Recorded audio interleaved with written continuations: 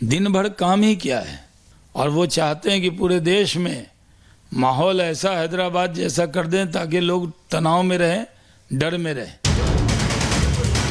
इधर हैदराबाद की गोशा महल विधानसभा से बीजेपी विधायक टी राजा ने तो ओवैसी की पूरी प्लानिंग ही खुलकर बता दी। आरोप लगाया कि ओवैसी चाहते हैं कि होली के मौके पर हर राज्य हर शहर में दंगा हो, लेकिन अब ओवैसी पर कार्रवाई होनी चाहिए। जुलूस निकाले। बहुत ही धूमधाम से पूरे भारत में होली उत्सव मनाया गया, लेकिन झारखंड, लुधियाना जैसे शहरों में वहां पर कुछ घटनाएं हुई है। लेकिन घटनाएं जो लोग करे, ये किसके फॉलोअर है? मैं समझता हूं कि ये लोग असदुद्दीन ओवैसी के फॉलोअर हैं।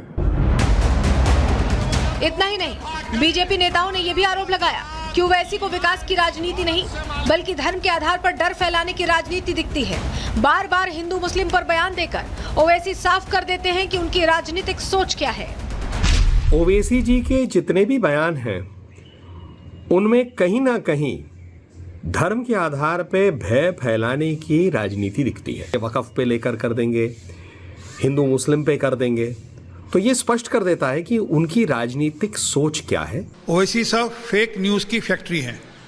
सबको पता है कि तिरंगा लेकर जब यात्रा वहाँ से निकल रही थी जीत के बाद, वहाँ से अंदर से पत्थरबाजी हुई और इसके प्रमाण भी वहाँ पर है। पर कोई ना कोई बयान देना जिससे अपने समाज के अंदर वैमनस्य फैलाने की कोशिश करते हैं। इन नेताओं के इन बयानों से साफ है कि बीजेपी ओवैसी पर जमकर हमलावर है। लेकिन सवाल है कि जब हिंदुओं ने होली खेली, मुसलमानों ने नमाज अदा कर ली और हुआ भी सब शांति से, तो क्यों ओवैसी मंच पर चढ़कर भड़काऊ तकरीर देने में जुटे थे? क्यों नेताओं के बयानों पर पलटवार के नाम पर ओवैसी खुद नफरती माहौल पैदा करना चाह रहे थे? Bureau report, Republic Bharat. वहीं संजय निषाद उत्तर प्रदेश के मंत्री ने भी असदुद्दीन ओवैसी को खरा खरा जवाब दिया। सुनिए क्या कहा है। देखिए, उन्होंने कहा कि मैं मार्शल कौम हूँ, मैं डरने वाला नहीं हूँ, ये मुसलमानों को भड़का रहे हैं। मार्शल कौम का लेबल उनको नहीं लगाया था। मार्शल कौम तो निषाद 18% है, वो 18% है, वो 18% कम है, 14% ही है पूरे देश में। हम पूरे देश में 18% हैं। और जो है मार्शल कौम का लेबल लगाया है, हमने मुगलों को, अंग्रेजों को मौत के घाट उतारा है, भगवान राम को भी पार उतारा है, कभी डरा नहीं है। इसलिए मार्शल कौम है, इन्हें चुनौती मत दें। मैं कहता हूँ आज के दिन में वो लोग डरे हैं, तब तलवार की नोक से डर के उन्होंने धर्म बदला है। हमारे लोगों ने तलवार से नहीं डरा है, न उनकी सलवार पहना है। हम लोगों ने तलवार को भगाया है और देश को बचाया। भारतीय संस्कृति जिसे पसंद था वो हिंदुस्तान में है, और जिन्हें धर्म पसंद था वो पाकिस्तान में है, रो रहे हैं। अब ये भी रोएंगे अगर ये हमारे हिंदुस्तान को नहीं पसंद करेंगे।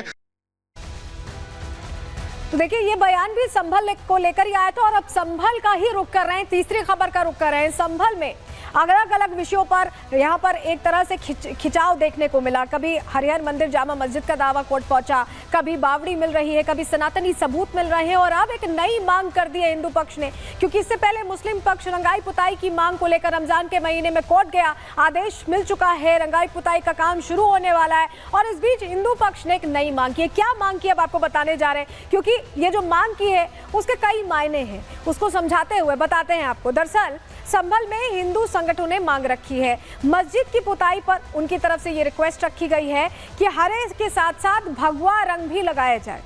मस्जिद सरकारी बिल्डिंग है। हिंदू पक्ष ने कहा सभी धर्मों का सम्मान होना चाहिए और 1978 के दंगों के बाद पूजा बंद हुई थी, हिंदुओं को फिर से पूजा का अधिकार मिले, क्योंकि इसी जामा मस्जिद को लेकर हरिहर मंदिर का दावा है। और ऐसे में हरे रंग को लेकर यहाँ आपत्ति जाहिर कर रहा है हिंदू पक्ष। और क्या कह रहा है, कैसे सफेद रंग का भी यहाँ वो एक तरह से जिक्र कर रहा है। सुनिए जरा हिंदू पक्ष को। ये रंगाई पुताई होनी चाहिए, इस हिसाब से होनी चाहिए कि क्योंकि ये बिल्डिंग सरकारी बिल्डिंग है, ना कि किसी एक व्यक्ति विशेष की। ये केवल मुस्लिम समाज की जो है ये बिल्डिंग नहीं है। हमारी मांग ये है सरकार से, माननीय न्यायालय से और यहाँ के प्रशासन से कि यहाँ पर जो रंगाई पुताई हो वो ना तो हिंदू के हिसाब से होनी चाहिए, अगर मुस्लिमों के हिसाब से होती है तो हिंदुओं के हिसाब से भी होनी चाहिए। अगर वो हरा रंग पोतने का प्रयास करेंगे तो हमारी मांग ये रहेगी कि इसमें भगवा पुताई हो। तो देखिए, हिंदू पक्ष का कहना है या तो भगवा भी रंगा जाए हरे रंग के साथ, या फिर सफेद रंग का यहाँ पर पुताई कराई जाए। लेकिन जरा आपको तस्वीर दिखाते हैं। ये देखिए, एसआई की टीम, 4 सदस्यीय एसआई की टीम जामा मस्जिद पहुंची है, शाही जामा मस्जिद, जिसकी रंगाई पुताई होनी है और इसको लेकर निरीक्षण किया गया है। रंगाई पुताई को लेकर 4 सदस्यीय एसआई की टीम विवादित ढांचा पहुंचकर हर चीज का निरीक्षण कर रही है और निरीक्षण के बाद ही पुताई का काम शुरू होना है। वहीं जो सदर हैं मस्जिद कमेटी के जफर अली, उनसे भी हमने समझने की कोशिश की कि हिंदू पक्ष की मांग पर वो क्या सोचते हैं, सुनिए।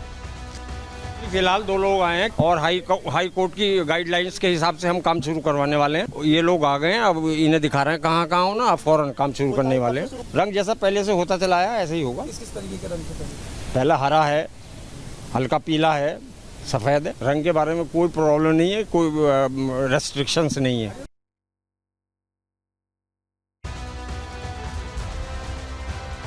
और इस बीच देखिए जफर अली कह रहे हैं कि इसकी कोई जरूरत नहीं, लेकिन आपको जरा ये तस्वीर दिखा रहे हैं। ये एक बड़ी जानकारी निकलकर सामने आई है। वो नक्शा है जो संभल को बताता है कि कैसे यहाँ सनातन के बहुत सारे प्रमाण सामने आए हैं और अब 3 नए तीर्थ स्थल यहाँ संभल में मिले। इस नक्शे से अगर आप देखें तो एक एक खुलासा धीरे धीरे करके हो रहा है। ये जो 3 नए तीर्थ स्थल मिले ये कौन से हैं और ये क्या बता रहे हैं कि कैसे सनातन से बिल्कुल जुड़ा हुआ है संभल, क्योंकि इससे पहले बावड़ी, कुएं और मंदिर मिल चुके हैं। अब ये 3 नए स्थल यहाँ पर कौन से तीर्थ स्थल आपको बताने जा रहे हैं। चलिए जानकारी आपके सामने रखते हैं।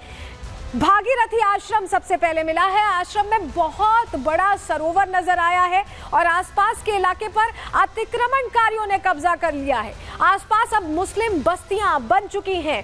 भागीरथी गंगा भी मिली है। भागीरथी गंगा के बीचों बीच बहुत बड़ा कुंड मिला है। भागीरथी गंगा के बीचों बीच बहुत बड़ा कुंड तो स्थित है ही और कुंड पूरी तरह से खंडहर में तब्दील हो चुका है, सोचिए। और आसपास यहां भी अतिक्रमणकारियों ने कब्जा कर लिया है। तो भागीरथी गंगा के बीचों बीच आपको बताएं, आश्रम और भागीरथी गंगा के बीच ये मौजूद है और 2000 सालों से होली के एक दिन बाद यहाँ मेला लगता रहा है।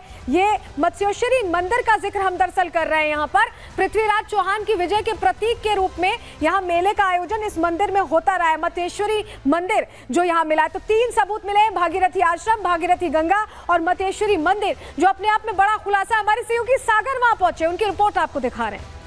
संभल की प्राचीन मैप के जरिए रिपब्लिक भारत इस समय जो 68 जो है तीर्थस्थल हैं, इस समय पहुंच चुका है भद्रिका आश्रम की तरफ। देखिए सबसे पहले रिपब्लिक भारत पर एक्सक्लूसिव ये तस्वीर हम आपको दिखा रहे हैं। ये भद्रिका आश्रम की ये देखिए पूरी ये तस्वीर है, जहां पर आपको इस पूरे सरोवर में देखिए आपको हरे यहाँ पर घास दिखाई देंगे। ये देखिए सरोवर जो है पूरी तरह से सूख चुका है, लेकिन अब यहाँ के लोग अब कह रहे हैं कि ये जो पूरा जो परिसर है भद्रिका आश्रम का, ये भी जल्दी एएसआई की निगरानी में आए ताकि इसका भी जो है सर्वेक्षण किया जाए, यहाँ की भी जो खूबसूरती रही है उसको बढ़ाया जाए।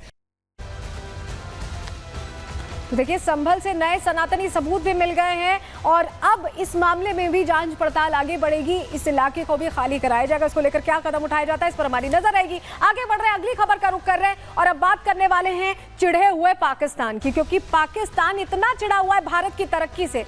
भारत लगातार नए आयाम रचता दिखाई दे रहा है और अब तो हमारी तैयारी गगनयान की है। हम गगनयान के जरिए अब एक तरह से अंतरिक्ष में पहुंचने वाले इंसान को भेजने वाले हैं और यही दिक्कत की वजह है, पाकिस्तान की यही परेशानी की वजह है और इसको लेकर नए तिकड़म, नए जाल बिछा रहा है पाकिस्तान। हनी ट्रैप के जरिए कैसे ये एक जाल बिछा रहा था जिसको डिकोड कर लिया यहाँ की एजेंसियों ने, अब आपको बताने जा रहे हैं। क्योंकि ISI एजेंट को पकड़ा गया है ताज नगरी आगरा से। कैसे ये पूरा खुलासा हुआ है, क्या हुआ है, बताते हैं आपको।